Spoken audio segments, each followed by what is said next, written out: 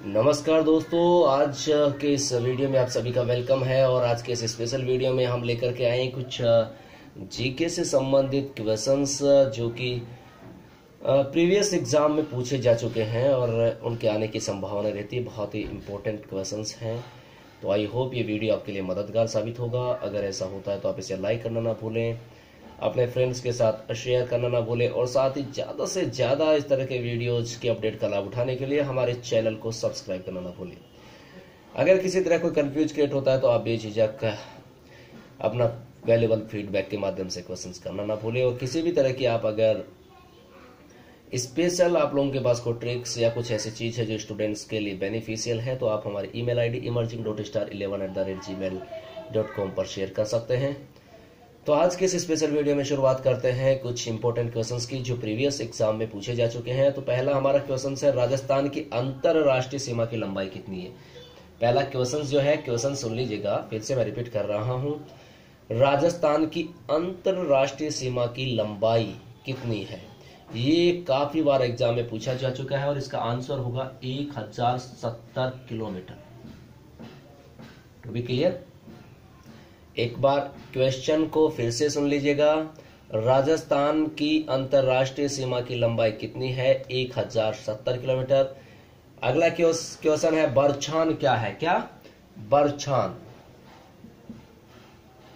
तो बात करें कि बरछान क्या है, यह भी काफी बार एग्जाम में पूछा जा चुका है। और बरछान की बात करें तो विशेष आकृति के बालू के टीले। क्या है, विशेष आकृति के बालू के टीले। क्वेश्चन से एक बार फिर से रिपीट कर रहा हूं। पहला क्वेश्चन हमने लिया था, राजस्थान की अंतरराष्ट्रीय सीमा की लंबाई कितनी है, तो हमारा आंसर होगा 1070 किलोमीटर।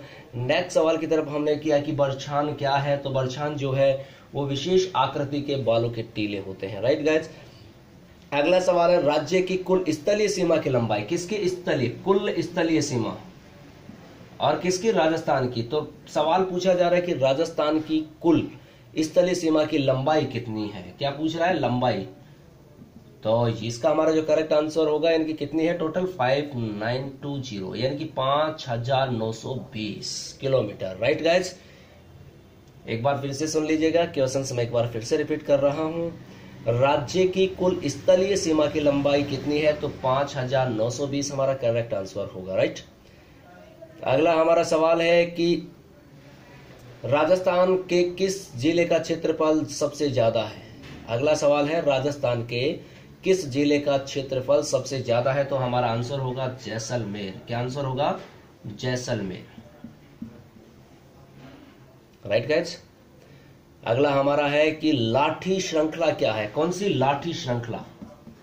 सवाल है लाठी श्रृंखला को लेकर कि लाठी श्रृंखला क्या है, यह हमारा सवाल है। और बात करें तो ये भूगर्भीय जलपट्टी है। क्या है, भूगर्भीय जलपट्टी है।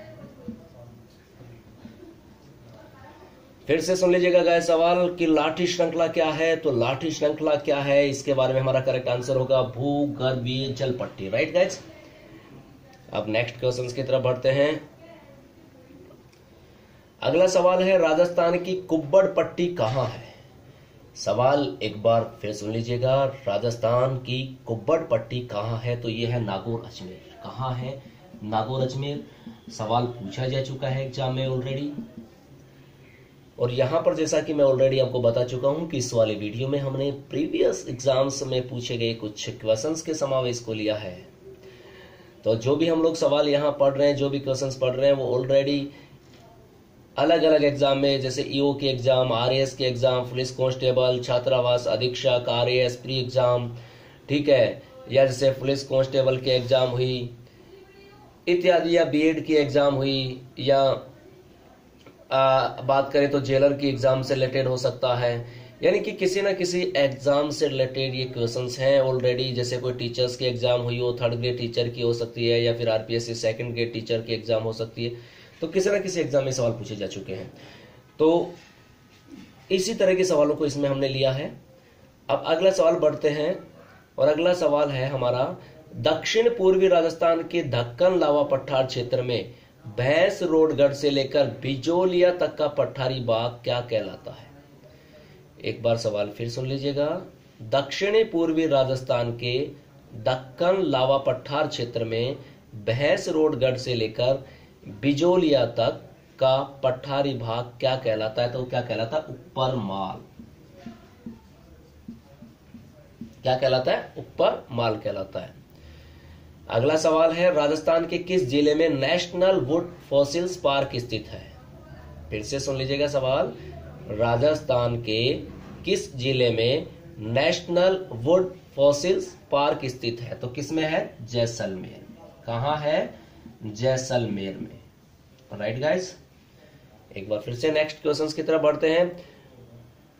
माही बेसिन में प्रतापगढ़ और बांसवाड़ा के बीच 56 नदी नालों का प्रवाह क्षेत्र क्या कहलाता है? फिर से सुन लीजिएगा। माही बेसिन में प्रतापगढ़ और बांसवाड़ा के बीच 56 नदी नालों का प्रवाह क्षेत्र कहलाता है।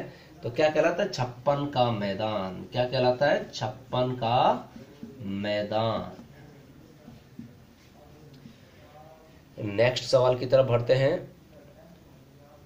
शेखावाटी के भूभाग में चुनेदार अधः स्तर अनावृत होने के कारण आसानी से बनाए गए कुएं स्थानीय भाषा में क्या कहलाते हैं?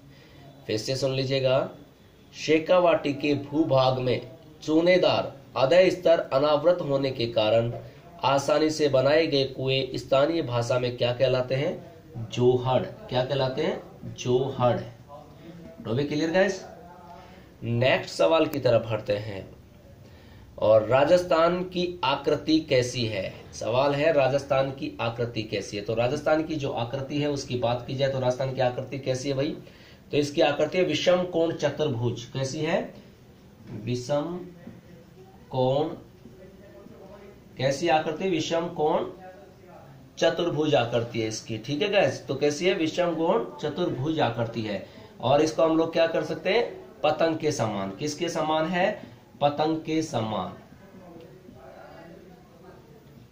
तो भी क्लियर गाइस। एक बार फिर से सुन लीजिएगा सवाल। सवाल जो है वो है, राजस्थान की आकृति है। तो राजस्थान की आकृति कैसी है? विषम कोण चतुर्भुज अर्थात पतंग के समान। तो भी क्लियर।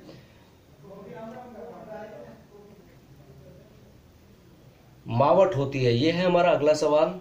तो मावट किससे होती है? भूमध्य सागरीय चक्रवातों से। मावट किससे होती है गाइस? भूमध्य सागरीय चक्रवातों से। क्लियर।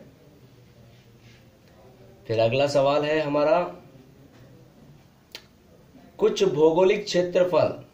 अगर हम लोग बात करें कि कुल भौगोलिक क्षेत्र की बात करें, किसकी? कुल भौगोलिक क्षेत्र की अगर बात की जाए तो कुल भौगोलिक क्षेत्रफल की दृष्टि से देश में राजस्थान का स्थान कौन सा है? तो राजस्थान का स्थान है प्रथम। कौन सा स्थान है? प्रथम। सवाल एक बार फिर से सुन लीजिएगा। कुल भौगोलिक क्षेत्रफल की दृष्टि से देश में राजस्थान का स्थान कौन सा है? तो प्रथम स्थान है। और राजस्थान का कौन सा शहर पाकिस्तान सीमा के निकट है? तो कौन सा है? गंगानगर। कौन सा है? गंगानगर। ठीक है गाइस। और अगला सवाल है, कर्क रेखा राज्य के किस जिले से होकर गुजरती है? सवाल एक बार फिर से सुन लीजिएगा। कर्क रेखा राज्य के किस जिले से होकर गुजरती है? तो किससे होकर गुजरती है? बांसवाड़ा। किससे होकर गुजरती है? बांसवाड़ा से। फिर से सुन लीजिएगा सवाल। कर्क रेखा राज्य के किस जिले से होकर गुजरती है? तो हमारा आंसर क्या होगा? बांसवाड़ा से होकर। ठीक है। और फिर अगर अपन लोग बात करें नेक्स्ट क्वेश्चंस की तरफ, तो राजस्थान का वह जिला जिसका भौगोलिक एवं सामाजिक वातावरण या पर्यावरण तथा राजनीतिक सीमा उत्तर प्रदेश व मध्य प्रदेश से मिलती है, वह कौन सा है? धौलपुर। कौन सा है? धौलपुर। तो भी क्लियर गाइस। किस साल में बाड़मेर के कवास स्थान पर भीषण बाढ़ आई थी? यहां पे साल पूछा गया है कि किस साल में बाड़मेर के कौन से स्थान पर? कवास। स्थान का नाम क्या है? कवास।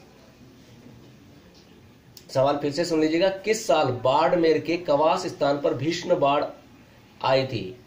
तो साल पूछ रहा है तो किस साल आई थी? 2006 यानी कि 2006 में। ठीक है। और राजस्थान के जलवायु में, अगला सवाल है, राजस्थान के जलवायु में मावट से अभिप्राय है, यानी कि मावट से क्या अभिप्राय है, ये हमारा अगला सवाल। तो मावट से क्या अभिप्राय है? शीतकालीन वर्षा। क्या अभिप्राय है? शीतकालीन वर्षा।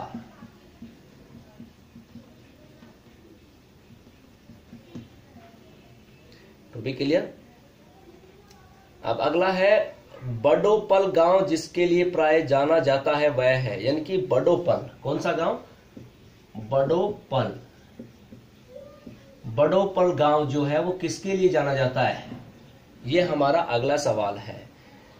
तो बड़ोपल गांव किसके लिए जाना जाता है? भूगर्भीय जल का ऊपर आकर एकत्रित होना, या सेम, या क्या? सेम। फिर से सुन लीजिएगा, सवाल है बड़ोपल गांव जो है जिसके लिए प्राय जाना जाता है वह क्या है? भूगर्भीय जल का ऊपर आकर एकत्रित होना, या सेम। तो भी क्लियर गाइस।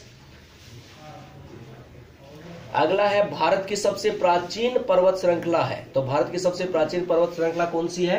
अरावली। कौन सी है? अरावली। तो देखिएगा, इस वाले वीडियो में हमने कुछ प्रीवियस एग्जाम में पूछे गए क्वेश्चंस का समावेश किया है, और इसी तरीके से आपको इसी तरह के वीडियोज हम लोग प्रोवाइड करवाते रहेंगे। इस तरह के अगर ये वीडियो पसंद आता है तो लाइक करना ना भूलें, शेयर करना ना भूलें, और ज़्यादा से ज़्यादा इसी तरह के वीडियोज देखने के लिए हमारे YouTube चैनल से जुड़े रहिएगा, और इस तरह के अपडेट का लाभ उठाने के लिए हमारे YouTube चैनल को सब्सक्राइब करना ना भूलें। Thank you for watching this video.